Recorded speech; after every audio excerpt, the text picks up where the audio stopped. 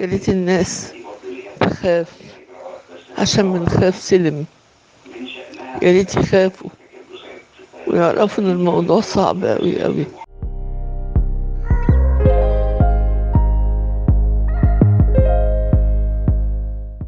الفنانة المصرية رجاء الجداوي طمنت جمهورها ومحبيها عن صحتها، وده بعد ما تم الإعلان عن إصابتها بفيروس كورونا المستجد قبل عدة أيام.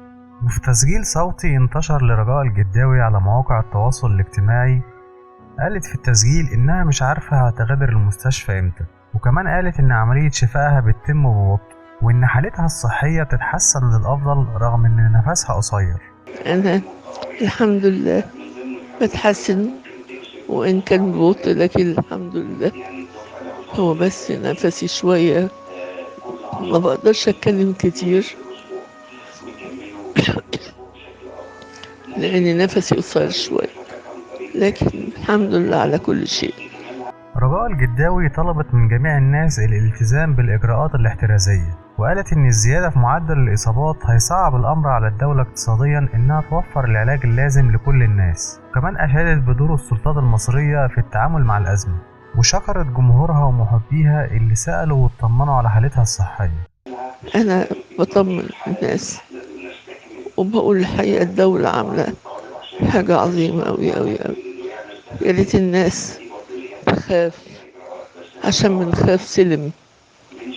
يا ريت يخافوا ويعرفوا إن الموضوع صعب أوي أوي، وإن العلاج مكلف أوي على الدولة، وإن خلينا نفكر في بكرة، نفكر في زيادة الحالات، وإن يمكن الدولة اقتصاديا ما تقدرش بعد كده تلاقي الأدوية.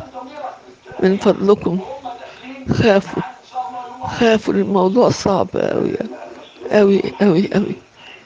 شكرا، شكرا لكل من سأل عني ودعاني، ألف شكر.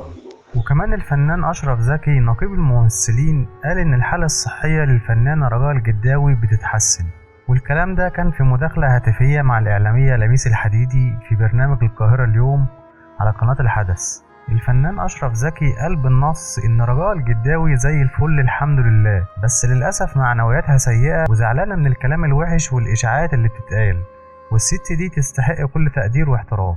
أشرف زكي ختم كلامه وقال إن شاء الله ترجع لنا بالسلامة، وبقول للناس اللي حاطين الوسط الفني في دماغهم إننا مش هنسكت. الفنان أشرف زكي أكد إنه بيتابع حالة الفنانة رجاء الجداوي باستمرار، وإنه في تواصل مستمر مع الأطباء المعالجين لها، بيطمن على حالتها الصحية وبيطمن جمهورها ومحبيها.